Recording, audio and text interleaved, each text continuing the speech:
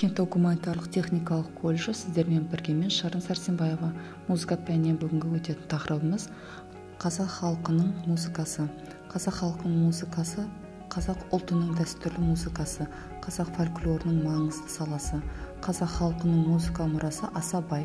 Оның эпикалық жанрлары жыр, толғау, терме, желдірме, лирикалық әндер, айтыс өнері.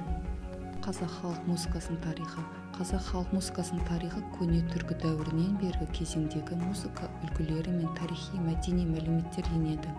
Қазақ фольклорының елеулі бір арнасы эпос. Оған тән музыкалық мақам саздардың қазақ мәдениетінен алатын орны ерекше. Әдеби мәтінге қарағанда музыкалық мақамның марқау болатыны белгілі.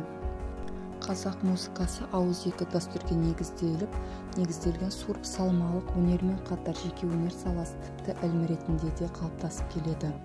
Қазақ халық музыкалық аспаптары қобыз, сыбызғы және домбыра күйлері, адырна, үскірік, шаңқобыз, асатаяқ секілді музыкалық аспаптар фольклорлық сатыда ғана көрінеді.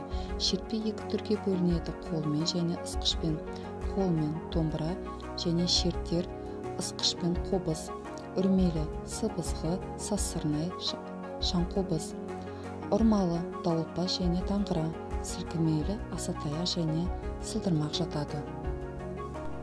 Жыр кең мағынада поэзиялық шығармалардың жалпы атауы.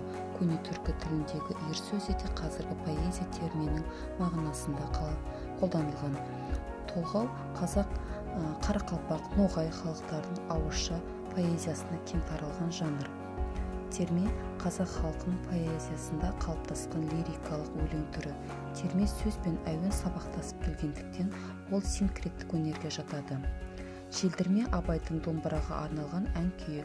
Бүгінде жалпы қазақтың күйшілік дәстүрінде ән күй және жыр күй деген екі жанрдың көне дәуірден бастау алып келе жатқаны анықталып отыр. Бұл күй алғашқы рет Абайдың «Айттым сәлем қаламқас» атты ән күй жинағына енгізілді.